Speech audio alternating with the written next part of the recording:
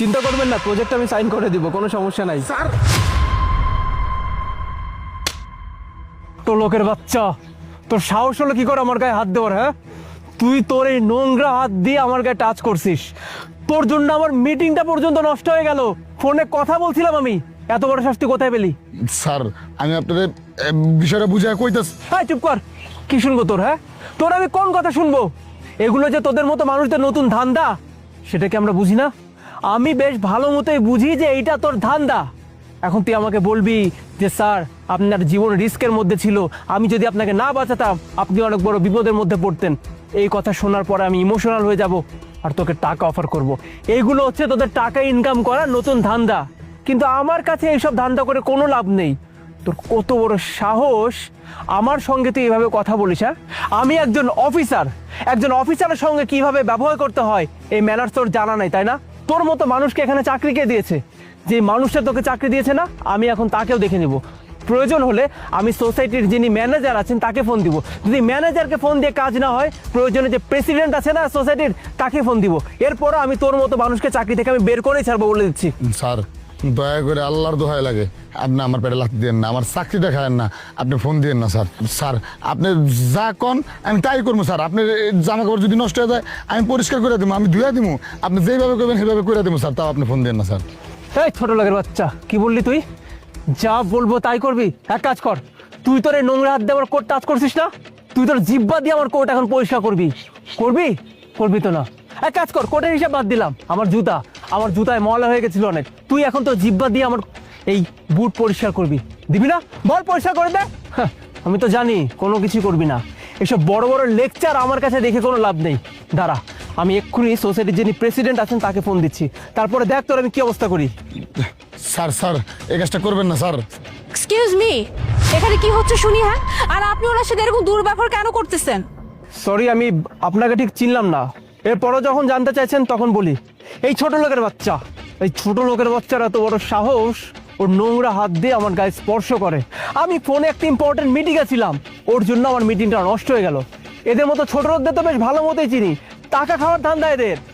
Listen mister, ও আপনার কোনো ক্ষতি করে না, বরং আপনার জীবন বাঁচাইছে। সরি, আমার জীবন বাঁচাইছে মানে ঠিক বুঝলাম না।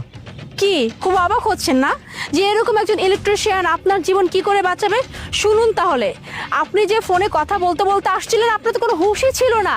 আপনি ফোনে কথা বলতে বলতে না এই যে ইলেকট্রিক খাম্বা, এইটার সাথে হেলান দিচ্ছিলেন। আপনি জানেন হ্যাঁ, এই খাম্বাটায় পুরোটা কারেন্ট। গত 3 সপ্তাহে এইখানে 3 জন মানুষ মারা গেছে। আর আজকে যদি ও আপনাকে না বাঁচাতো, তাহলে 4 নাম্বার লাশটা না আপনি হইতেন, এখানে মরে পড়ে থাকতেন। ও আপনার জীবন বাঁচাই, স্যার আপনি কি করলেন? হ্যাঁ, ওকে থাপ্পড় মারলেন, ওর সাথে দুর্ব্যবহার করলেন, না জানি কত কি করলেন। আমি দূরে দাঁড়িয়ে দাঁড়িয়ে সম্পূর্ণটা দেখছিলাম, কিন্তু দেখছিলাম যে না, আপনি কোনোভাবে থামছেন না, তাই না পারতে আমি এখানে আসছি। এই হচ্ছে কাহিনী। এবার বুঝছেন যে ও আপনার ক্ষতি করছে না, জীবন বাঁচাইছে? কি বলেন আপনি এগুলা? আমি তো জানতাম না যে এই পোলে কারেন্ট ছিল। আমি তো ওকে না বুঝেই ওর গায়ে হাত তুললাম, আরও কত উল্টাপাল্টা কথা বললাম। আসলে আমি একটা মিটিংয়ের মধ্যে ছিলাম, তো ও যখন আমাকে টাচ করে আর আমার ফোনটা যখন কেটে যায়, আমি আমার নিজেকে কন্ট্রোল করতে পারিনি। এ কারণে আমি ওর গায়ে হাত তুলে বসি। ভাই, তুমি প্লিজ আমাকে মাফ করে দাও। আমি আসলে বুঝি নাই, অনেক উল্টাপাল্টা কথা বলে ফেলছি তোমাকে। জিব্বা দিয়ে আমার কোট পরিষ্কার করতে বলছি, জুতা পরিষ্কার করতে বলছি, অথচ তুমি তো সত্যিই বলছিলা তখন যে তুমি আমার উপকার করতে যাচ্ছিলা। আই এম সরি ভাই, তুমি প্লিজ আমাকে মাফ করে দাও। না না স্যার, আপনি সরি কেন কইতাছেন? আপনাকে মুখে তো সরি মানায় না। ভুল, দুঃখিত, সরি এটি কমো আমরা। আর আমরা গরিবরা ঠিক করলেও ওটা ভুল, আর আপনারা ভুল করলেও ওটা ঠিক। আপনি আমারে মারছেন, আমার কোনো কষ্ট নাই, কিন্তু আপনি যে আমার ভুল বুঝছেন এটাই হইতেছে আমার কষ্ট। আমি সামান্য আপনার গায়ে হাত দিছি দেখে আপনি আমার যেই সব কথাগুলো কইছেন, এগুলো শুই না আমার খুব খারাপ লাগছে। আপনি আমার এইটা পর্যন্ত কইছেন যে আপনার জামা কাপড় আমি জিব্বা দিয়ে পরিষ্কার করে দিতাম। আসলে স্যার, আমগো গরিব জন্মই হয়েছে বড় লোক পাঁচ আটার লেগা। বড় লোক পাঁচ এটা সেটা আমরা বড় হমু, সারা জীবন তাকে পাঁচ এটা যামু, আর কোনো সময় কোনো ভালো কিছু করলো সেটার লেগে মার খাইতে হইব। সমস্যা নাই স্যার, আপনি যা করছেন ভালো করছেন।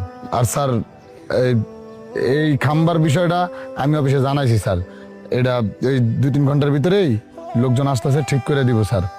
কিছু মনে করেন না।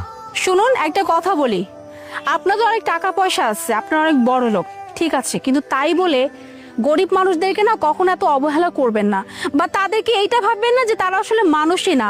আপনিও যেমন মানুষ, উনিও তেমন মানুষ। হতে পারে আপনার অনেক টাকা আছে আর তার টাকা নাই।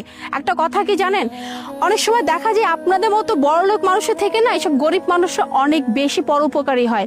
কেমন শুনতে চান? এই যেমন আজকে আপনি এখানে হাত দিচ্ছিলেন, ও নিজের জীবনে পরোয়া না করে আপনাকে বাঁচালো, বাট ওর জায়গায় যদি অন্য কেউ থাকতো না, তাহলে কি করতে জানেন? নিজের জীবন হারানোর ভয়ে না আপনাকে বাঁচাতো না, দেখে চলে যেত, আর আপনি এখানে মরে পড়ে থাকতেন। এখন বুঝেন তাহলে এই মানুষগুলো মনের দিক থেকে কতটা খাঁটি হয়। তাই নেক্সট টাইম থেকে এরকম কোনো মানুষের সাথে না দুর্ব্যবহার করবেন না। সরি।